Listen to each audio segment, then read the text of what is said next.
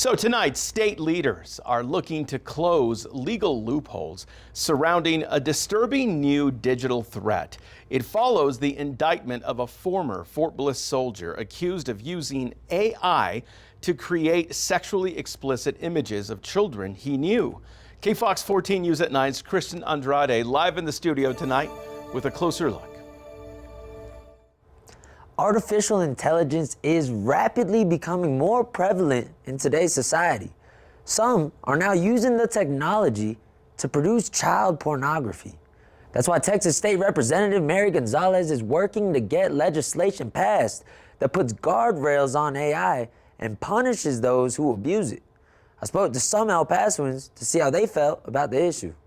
It's almost demonic, in my opinion. It's disgusting. It's wrong no matter how way you look at it. It's just wrong. Everyone I spoke with was very clearly on the same page, that it is atrociously immoral to use artificial intelligence to create child pornography. The fact that it's an issue obviously is very disheartening, and it's disgusting. On Thursday, we told y'all about 35-year-old Seth Herrera, a soldier who was stationed at Fort Bliss who was indicted for using AI to generate child sexual abuse material of children he knew for several years. We did hear about that unfortunate story that happened in our local community, and that's exactly why we're working on these pieces of legislation and working really hard to get them across the finish line, because these actions really do have negative consequences, not only in young people, but really in our whole community. Texas State Representative Mary Gonzalez has proposed 2 bills this legislative session relating to the misuse of AI.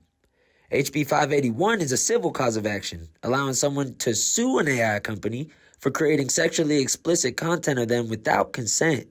HB 421 creates a criminal offense for people who create explicit deepfake material of a minor. 421 is a Class A misdemeanor. Class A misdemeanor, the penalties are jail for 1 year and a $4,000 fine. I asked the El Pasoans I spoke with earlier what they felt would be a fitting punishment for the crime. Being a father myself, they need to go to prison, stay there. A minimum 20 years in prison. 5 to 10 years for sure. 10 to fine. Locked up or something, but at the same time, like, I couldn't put it to words right now, because it's just the idea of it is just, it's horrible that we have to be talking about this. Throw them in jail, throw away the key, and let's see what happens. Now, Gonzalez says she's confident both bills will pass before the legislative session is over in 12 days. She says the rate AI is advancing. She expects new legislation relating to AI will need to be very common in the future. Reporting live from the studio, Kristen Andrade, KFOX 14, News at 9.